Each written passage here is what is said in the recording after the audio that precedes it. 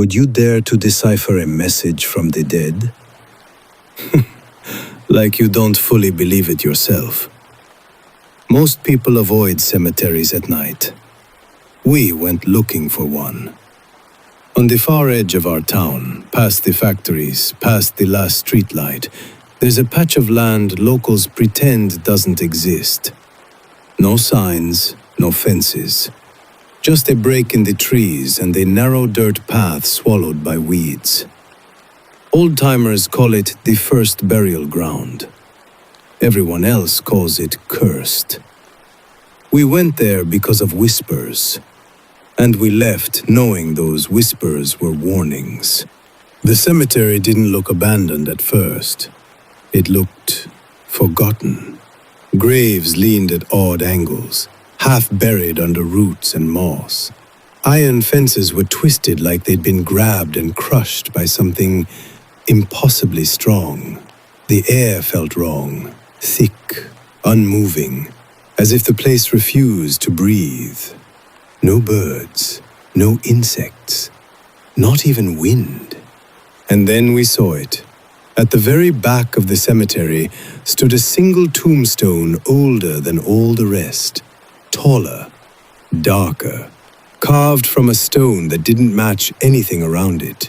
Time had eaten away most of the surface, but what remained was enough to make my stomach tighten. There was no name, no date, no prayer. Instead, the stone was covered in symbols, not religious markings, not family crests. They were sharp, deliberate, repeated in patterns. Someone didn't carve a memory here. They carved a message. Up close, the symbols were worse. Some were etched deeply, others lightly scratched, as if the carver had grown weaker with time. A few were smeared, not by erosion, but by fingers dragging across wet stone. We photographed everything and went home uneasy, unable to explain the sensation that we were being watched, even miles away from the graveyard. The next days were filled with frustration. No known language matched. No documented religious script fit. It wasn't random, but it wasn't clear either. Until one small detail changed everything. Buried in the town's historical records was a passing reference to a 19th century surveyor who had lived near the cemetery. He had been obsessed with substitution ciphers, often embedding them into personal journals to hide the truth from those unworthy of it. The symbols on the stone followed the same structure. When we applied the cipher key, the message began to speak. The first decoded words made our blood run cold. They did not leave. The next lines weren't poetic. They were precise. Dates, initials, locations. Names that matched a chilling pattern. For decades, people in this town had gone missing. A factory worker in the 1920s, a school teacher in the 40s, 3 children in the 70s, a hitchhiker in the 90s. All unsolved, all officially marked as runaways or accidents. But the tombstone listed them one by one, ending each entry with the same phrase: buried without ground. Newspaper archives confirmed it. Police reports showed gaps. Evidence logged, then quietly erased.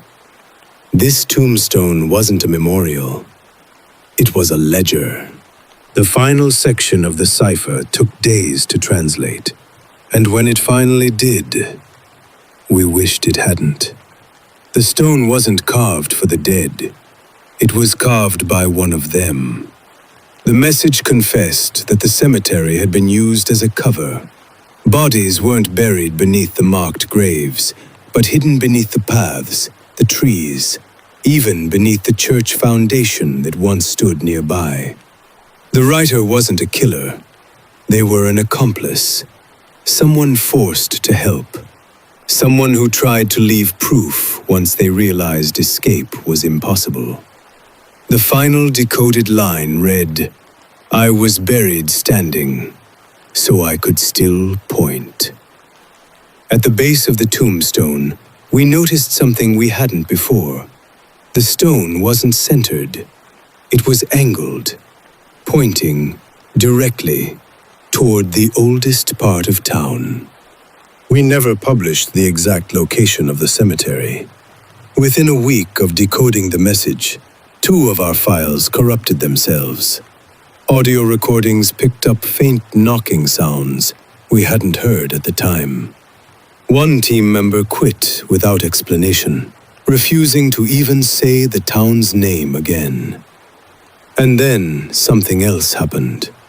A missing persons case, closed 30 years ago, was quietly reopened. Was it coincidence? Or did the dead finally succeed in being heard? So now we ask you, was this a cold case breakthrough? Or was that tombstone never meant for the living at all? If you know of old cemeteries with strange markings, if your town has disappearances no one talks about, share them, because some secrets don't stay buried forever. And next time, we may follow where the stone was pointing. If you want to listen to more chilling stories, then like the video, subscribe the channel. See you next time. And remember, when you go to cemetery, there might be no bodies under the tombstone. They might be watching you from the other end of the cemetery. Take care.